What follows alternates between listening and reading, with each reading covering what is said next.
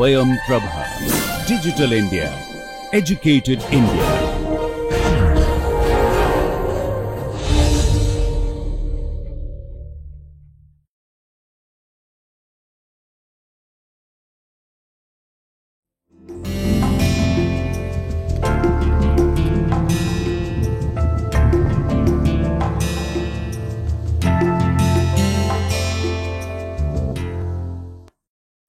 Welcome to lecture 38 of the course on multivariate data mining, methods and applications.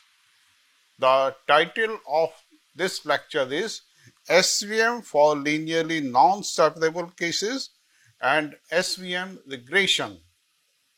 In the last lecture, we have discussed the support vector machine for classifying the observations when the two classes are linearly separable. Now, sometimes the boundaries of two classes are not linear. That is, the two classes are not linearly separable. In that case, you require some alternative procedure. So, in this lecture, we are going to discuss the non-linear separable cases. We can even employ kernel-based trick for solving such kind of problems. Then, support vector machine can also be used for regression problems. So, in this lecture, we are also going to discuss support vector machine regression. Now, first we consider an example of iris data set, and then we use support vector machine with the linearly separable cases for classifying the observations. Then we have observations on sepal and petal length and width of 150 flowers, 50 each of iris centrosa, iris versicolor and iris virginica. And our objective is classifying iris species using SVM. And then we have used R software and these packages of R to train the model. And we start with a linear kernel. So, we assume that the classes are linearly separable. And we are using 10-fold cross validation.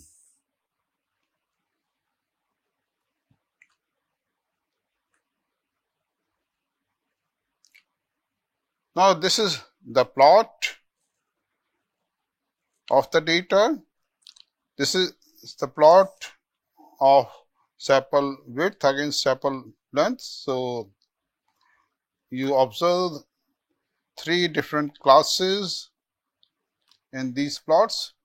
Here is the plot of petal length. Then, in all, we have 150 observations, and then we divide the observations into training and test set. In the training set, we have 100 observations. In the test set, we have 50 observations. Then first, we are using the training set for creating the support vector machine model. And we get 25 support vectors. And then after fitting the model, we have done prediction also. We have predicted the classes of training set data using the fitted model, and then we observe that out of 100 observations, just 4 are misclassified, remaining 96 are correctly classified. So SVM is able to correctly identify 96 of the 100 observations. So the accuracy on the basis of training set observations is 96%. Then for best parameters tuning, we use 10-fold cross-validation. And these are the best performance parameters. And then we get these results. These 36 observations are correctly classified into the class Sentosa. 34 observations are correctly classified as versicolor, and these 26 observations are correctly classified as virginica. However, these two observations are incorrectly classified as virginica, whereas they belong to the class versicolor. Similarly, these two observations are also misclassified. So, if we use 10-fold cross-validation for predicting the classes of test set, we have 50 observations in the test set, and out of those 50 observations, just one is incorrectly classified. So, for the test set, best SVM model is able to accurately predict 49 out of 50, that is with 98% accuracy. Now, this is the SVM classification plot. So, you can easily see that these two observations are incorrectly classified. These two observations are also incorrectly classified. Actually, these observations are at the boundary. Now, we consider linearly non-separable case. Now, it may happen that some data from one class may infiltrate to region of space belonging to the other class.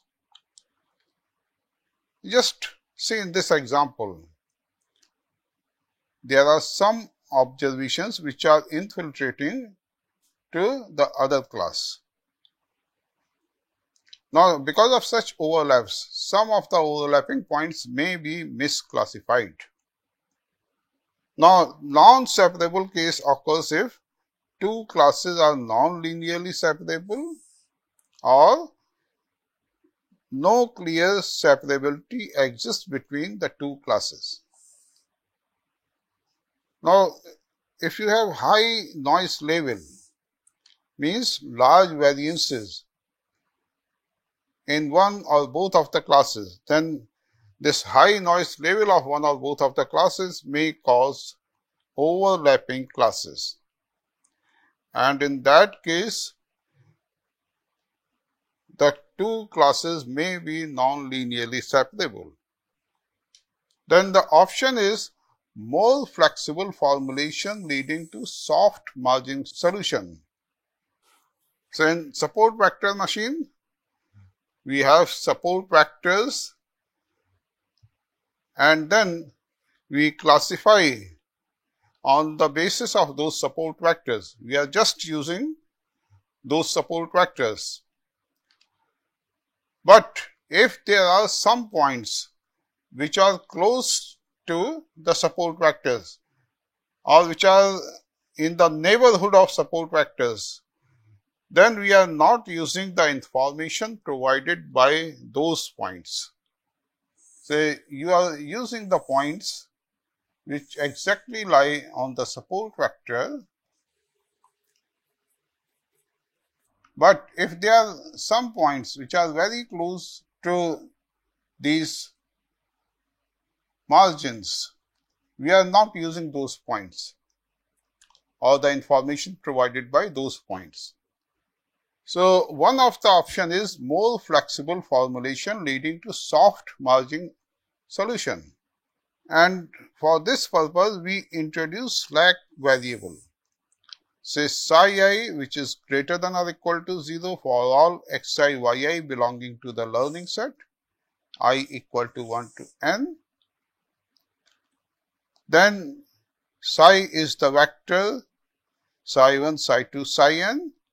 Then constant yi beta naught plus xi transpose beta greater than or equal to 1 becomes yi beta naught plus xi transpose beta plus psi I greater than or equal to 1 for all I.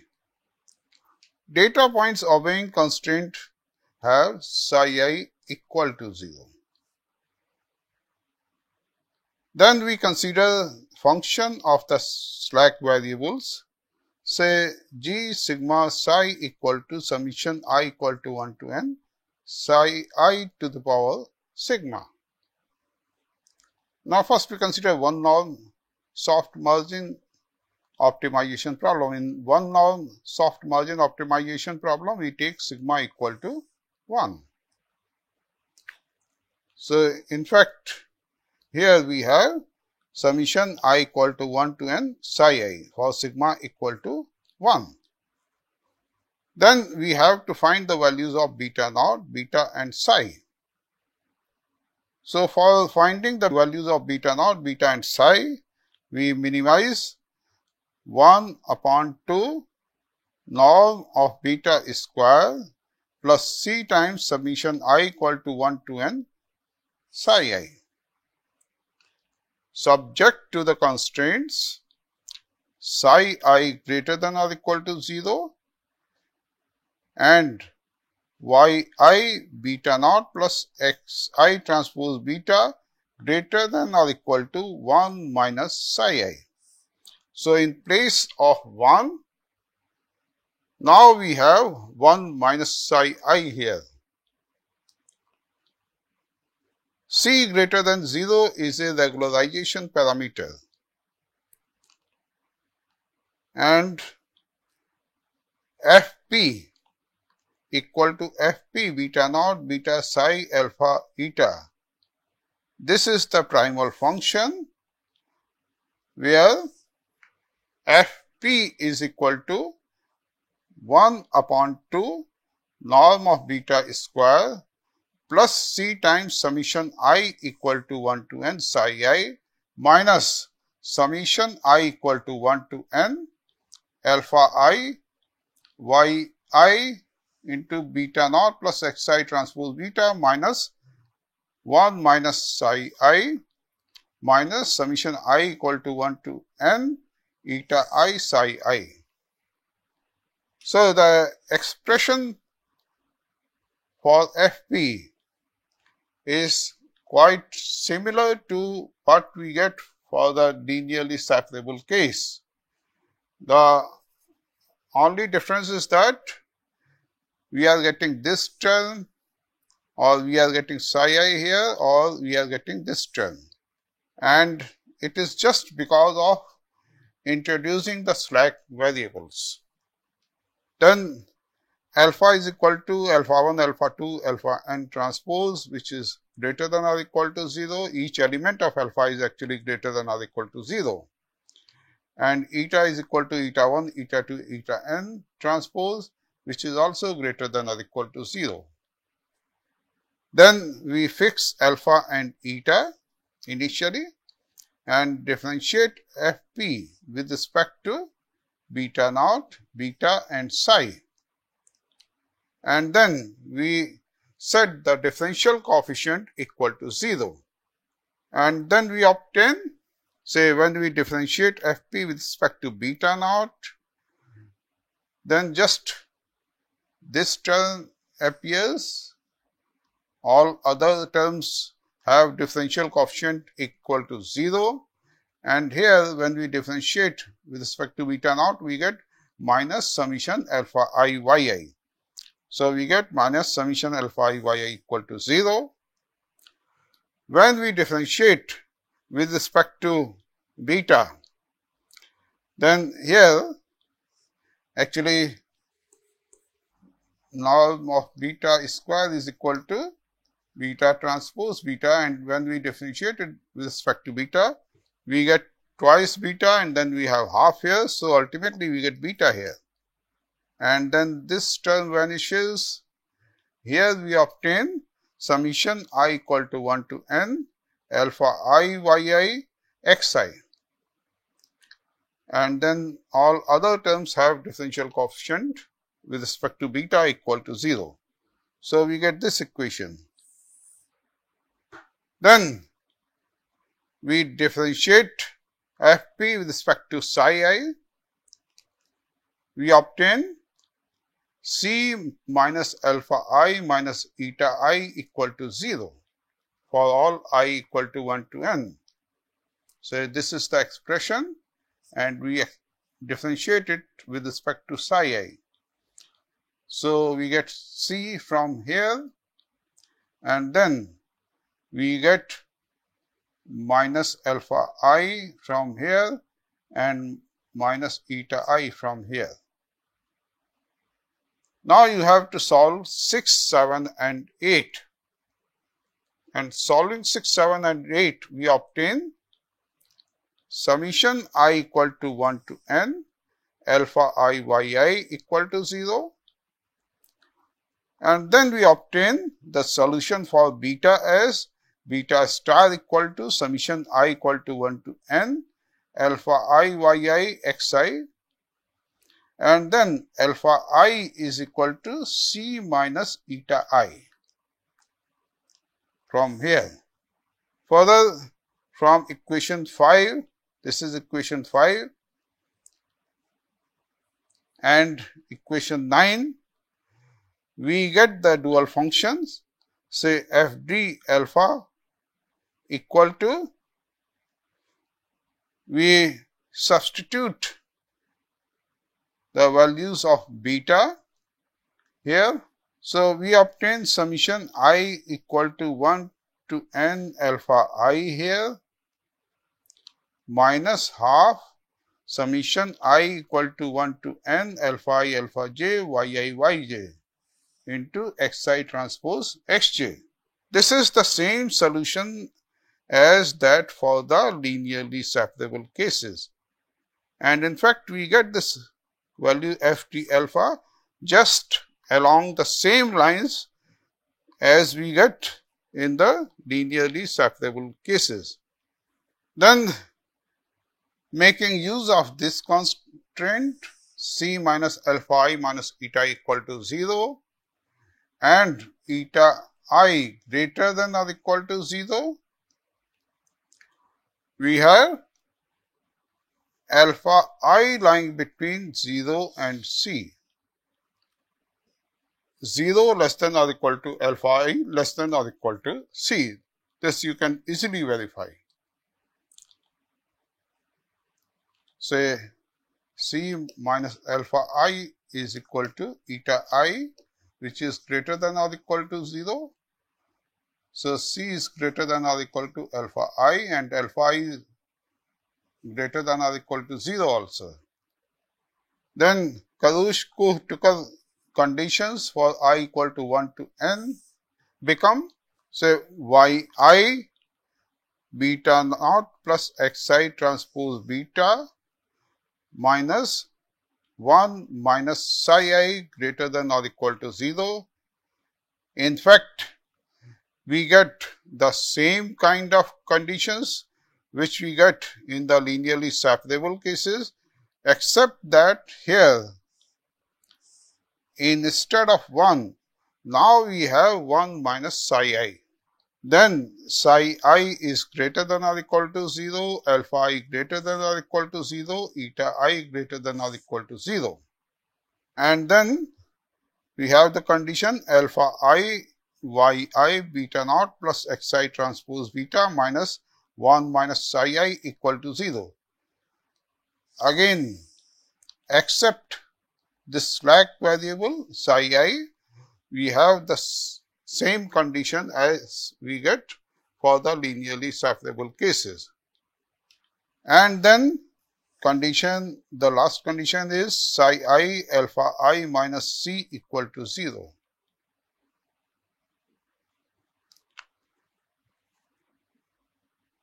Now, from this condition, we observe that psi I can be non-zero only if alpha I is equal to C.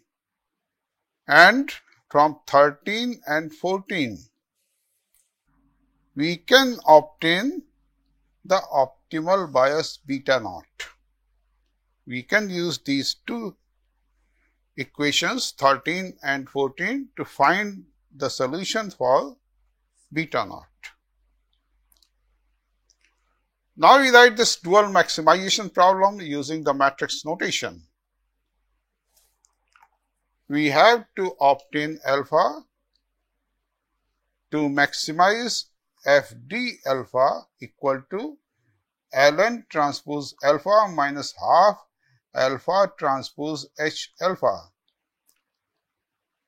Remember that we get the same type of equation for the linearly separable cases also. Subject to alpha transpose Y equal to 0, and then we have this condition 0 less than or equal to alpha less than or equal to C. Actually, each alpha I is greater than or equal to 0, less than or equal to C, and this is for all I equal to 1 to n. And then we write this constraint in the vector form. So this 0 is a vector, n cross 1 vector, less than or equal to alpha, less than or equal to C, and then we take Ln here. This Ln is n cross 1 vector with all elements equal to 1.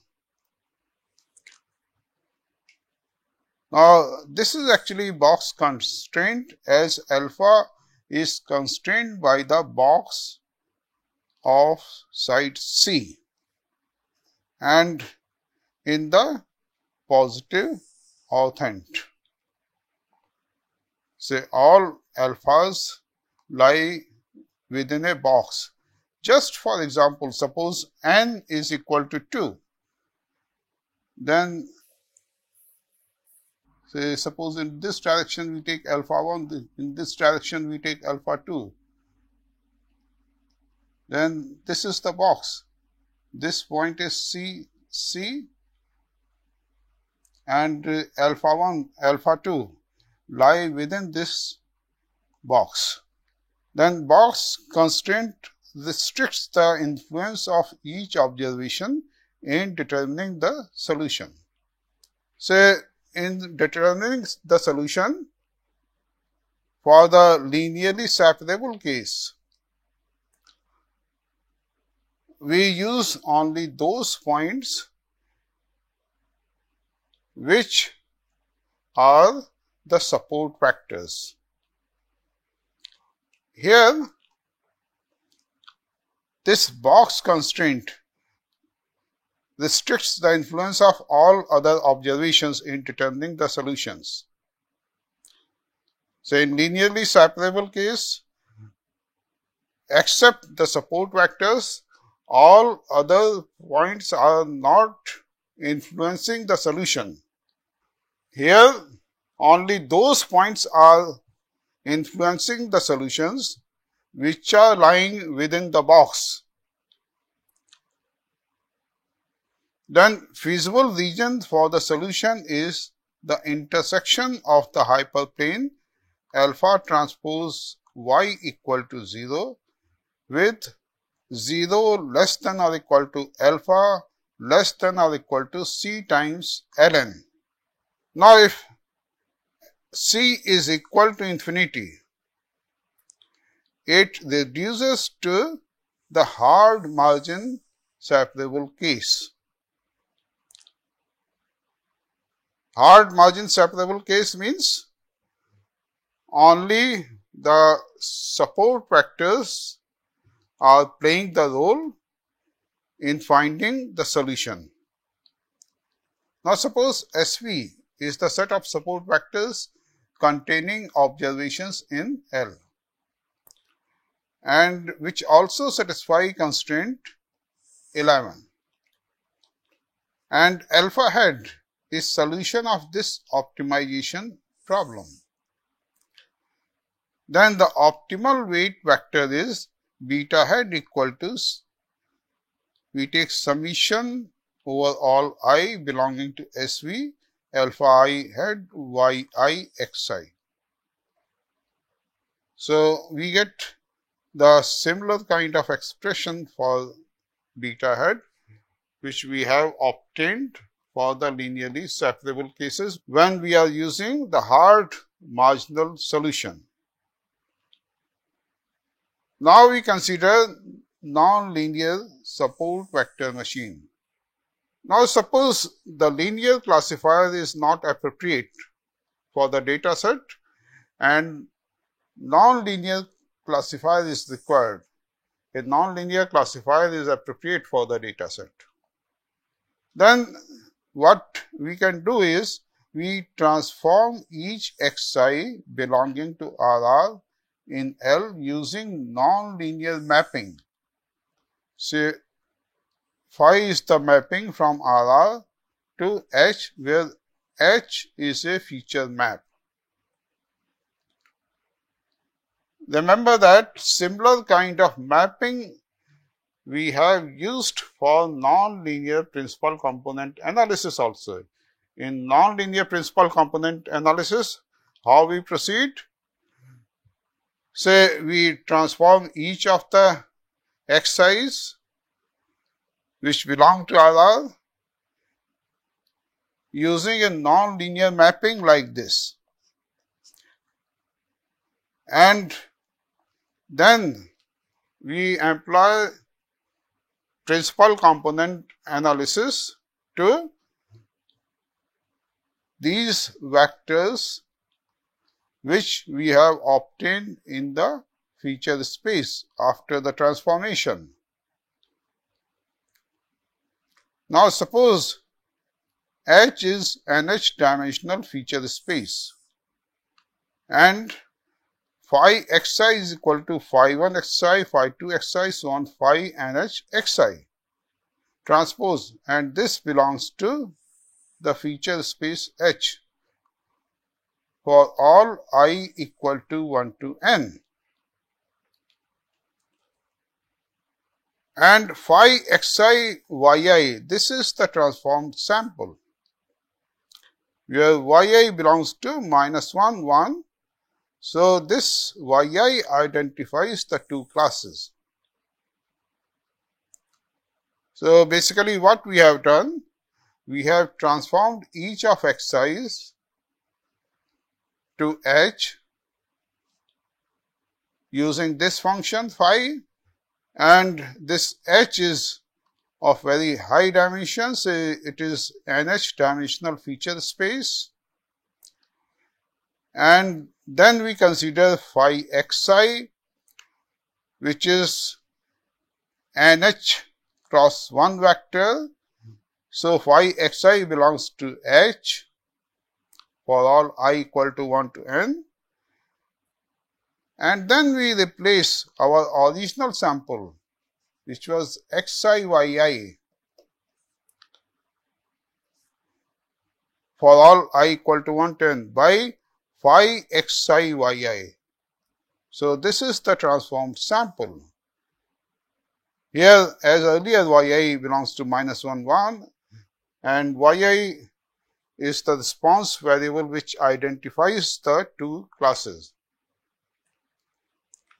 Then we replace xi by phi xi in linear support vector machine. So we simply apply the linear support vector machine. Just we replace xi by phi xi. Then data would enter the optimization problem by way of this product.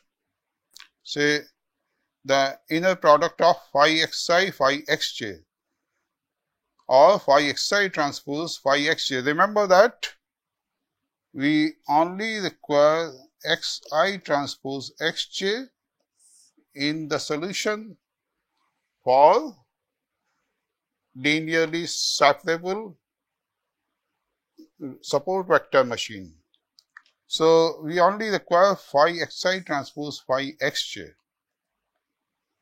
Then ft alpha is equal to summation I equal to 1 to n alpha I minus half summation I equal to 1 to n alpha I alpha j yi yj, and we just replace xi transpose xj by phi xi transpose phi xj. So we get this equation. Now there is a problem with using such non-linear transformations. So now you can find the values of beta in terms of phi xi transpose phi xj. But there is a problem. Remember, we have transformed the data to a high dimensional feature space. Then computing inner products in high dimensional space H, this requires a lot of computation. So you have to compute this inner product in high dimensional space H. This is a problem. Now one of the options is to use the kernel trick. And in kernel trick, we simply replace this inner product by a kernel function, say k xi xj. So we just replace this term by this kernel function, and then we can find the solution. Now, so far we have considered the support vector machine for the classification purpose. Now one can use the support vector machine for regression. So suppose our response variable is quantitative variable. So yi is quantitative. Then it is a regression problem. So now we consider the support vector machine for solving the regression problem. So SVMs for regression with a quantitative response. So we simply consider the linear regression model fx equal to beta naught plus x transpose beta. Then for estimating beta, one has to minimize h beta beta naught equal to summation I equal to 1 to n v yi minus fxi plus lambda upon 2 norm of beta square. So we consider this function, and for estimating the regression parameters, we have to minimize this function. Now suppose you take v eta equal to v epsilon eta, which is equal to 0 if mod of eta is less than epsilon, and it is equal to eta minus epsilon otherwise. This particular measure is called the epsilon insensitive error measure. As long as mod of eta is less than epsilon, or this quantity, mod of this quantity is less than epsilon, we take the measure as 0. So it is not sensitive to changes up to value epsilon, and otherwise it is equal to mod eta minus epsilon. So basically v epsilon yi minus fxi ignores errors of size less than epsilon. Then in SVM classification, points on the correct side of the decision boundary, but far from it are ignored in the optimization. We only consider support vectors, or we may consider some of the points which are close to the support vector.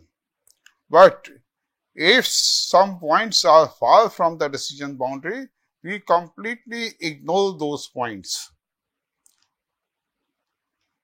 In SVM regression, low error points are points with small residuals. And one can also use another error measure, which is called Huber error measure. And Huber error measure is defined as VH eta equal to eta square upon 2 if mod eta less than or equal to some constant C, and it is equal to C times mod eta minus C square upon 2 otherwise. So one may consider any one of these error measures. Now VH eta is quadratic for small eta and linear for large eta. Both V epsilon eta and VH eta are symmetric around 0, and these are the graphs of Huber error measure and epsilon insensitive error measures. This is Huber error measure. It is quadratic for small values of eta, and then it becomes linear for large eta. Epsilon insensitive error measure, it is linear in both the directions. On x-axis, actually we are taking the value of eta here, and on y-axis we are taking the error measure. Why we need slack variables in classification? Say, suppose you are training the classification model, and then you have the points of one group here. Say we denote these points by cross, and then there is some point over here also, and then there are some points of the group second here, and then some of the points of group 2 are here, say, or here.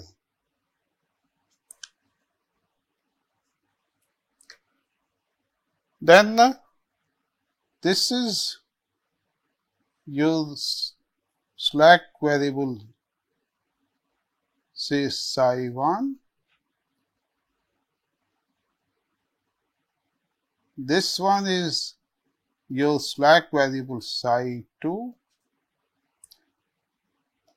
This one is your slack variable psi 3. So this is how we take slack variables for the classification problem.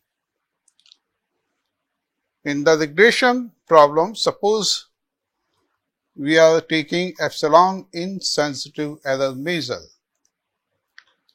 Then if the point lies above epsilon 2, we take psi I star equal to yi minus beta naught minus xi transpose beta minus epsilon greater than or equal to 0. If the point is below epsilon 2, then we take psi I equal to beta naught plus xi transpose beta minus yi minus epsilon greater than or equal to 0, and if the point xi lies inside epsilon 2, the slack variable is taken as 0. Now, suppose psi equal to psi 1, psi 2, psi n transpose is the vector of n slack variables, and similarly psi star is also vector of slack variables. And then your problem is to obtain beta head and beta naught head. And to obtain beta head and beta naught head, we minimize, say, 1 upon 2 norm of beta square plus c times summation I equal to 1 to n psi I plus psi I star, subject to the restriction that yi minus beta naught minus xi transpose beta is less than or equal to epsilon plus psi I star. In this case, actually, the point lies above the epsilon 2. Further, beta naught plus xi transpose beta minus yi is less than or equal to epsilon plus psi I. Both psi I and psi I star are greater than or equal to 0 for all I.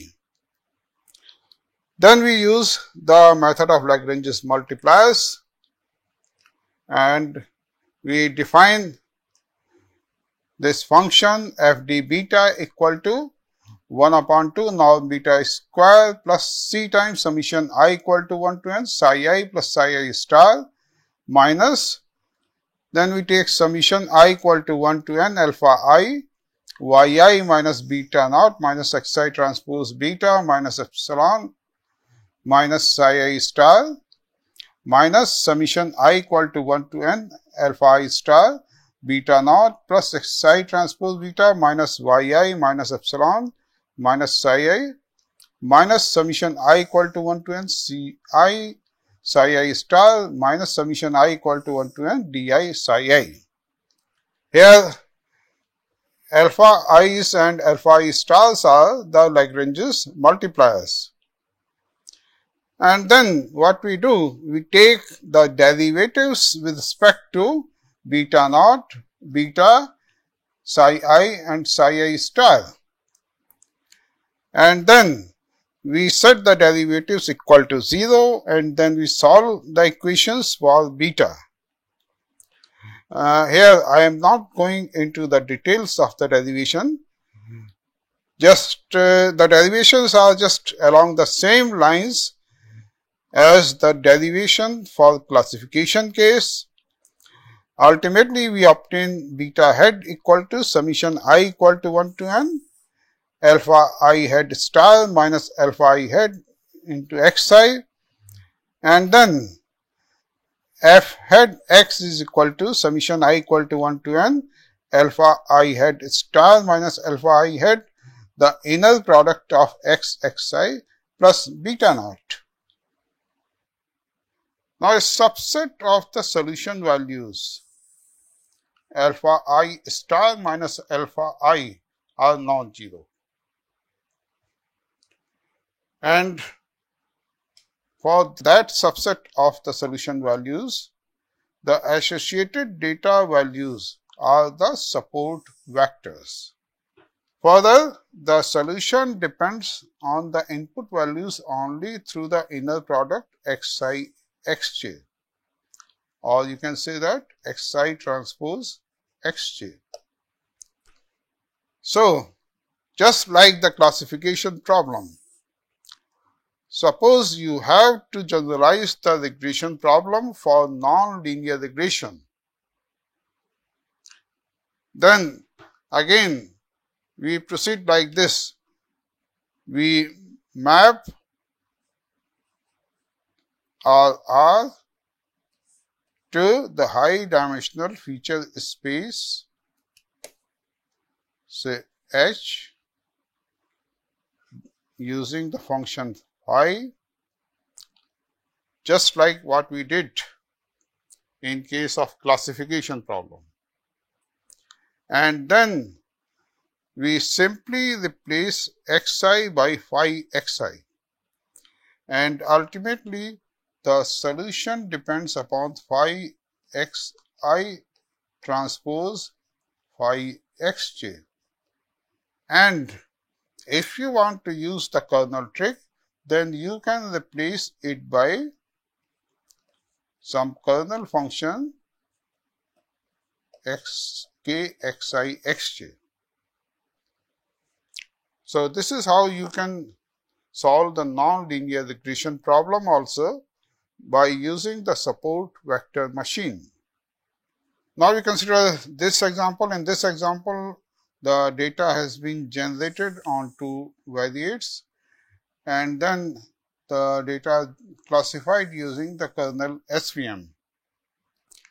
And then we have used this library of R, and then we have plotted the data corresponding to these two variates. Then we have selected the training data and we have fitted the SVM using the radial kernel. Total number of support vectors which we have got is 31, so 17 and 14 from the two classes, and total number of classes is 2, which are labeled as 1 and 2. Then for parameters tuning, we have used the 10-fold cross validation,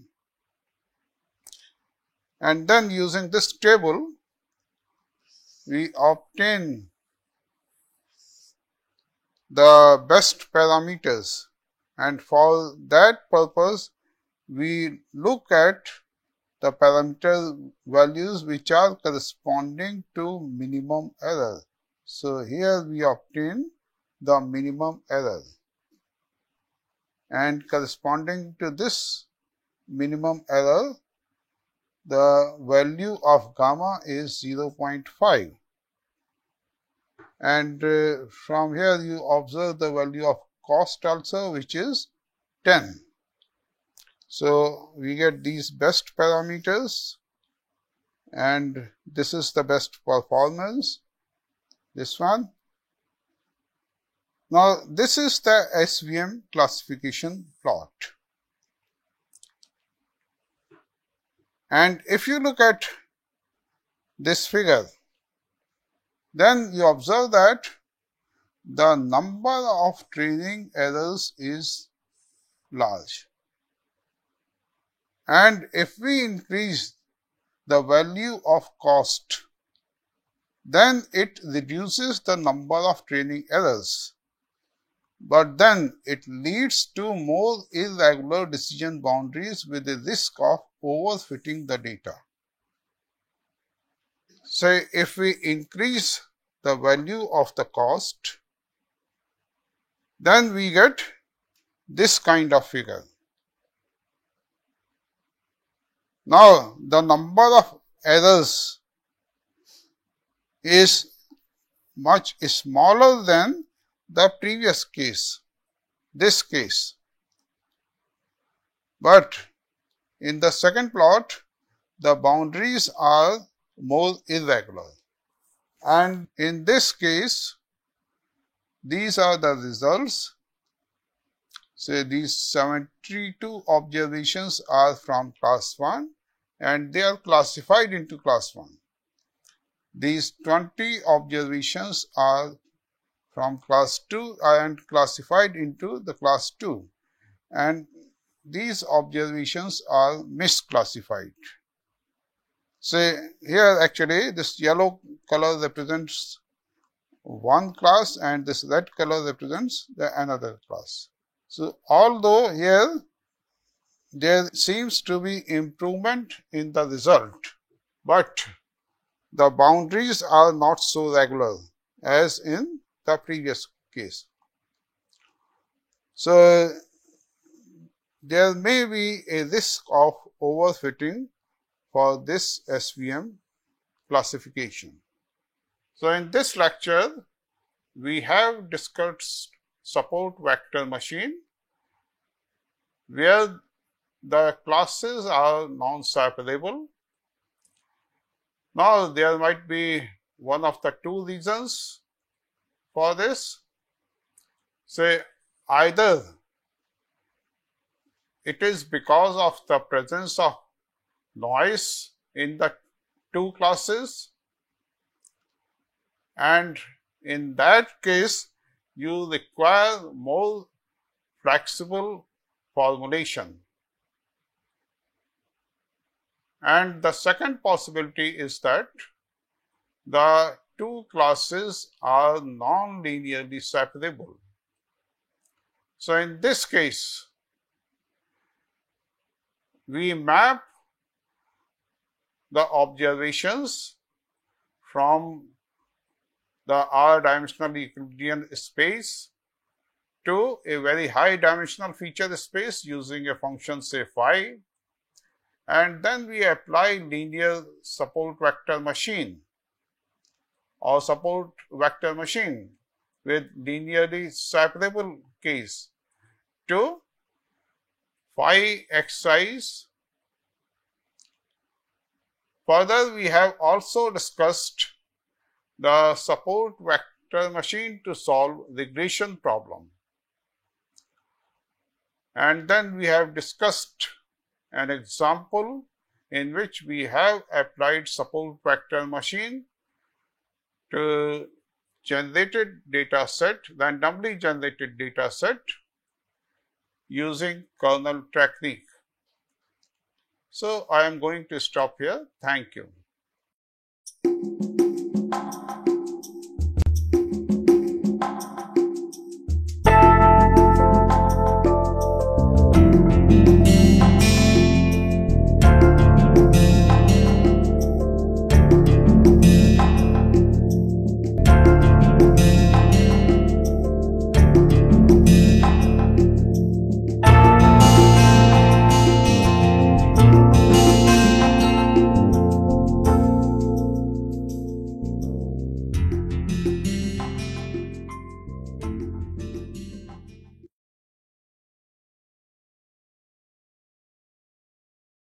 Hello everybody, welcome back, and here I am to give a preview, very short obviously, in the area of what we mean by operation research and optimizations. So we know operation research and optimization is used generally where you have some resources and you want to utilize them in the best possible way considering what your main objective is. Now if we stop here and go back in the past, so the obvious question comes, from where did this technique of operation research and optimization, which is an area of mathematical techniques, come into the existence?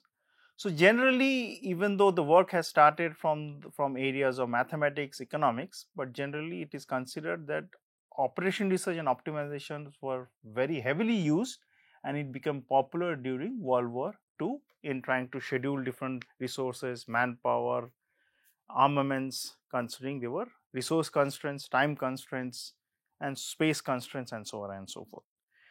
Now, for the general public, it should be aware that we consider from the academic point of view, there are different people, very famous people who have worked, but George Danzig is considered the father who really proposed the technique of linear programming as a very nice tool where you can use operation research techniques in order to optimize the resources which are there depending on different constraints which you have.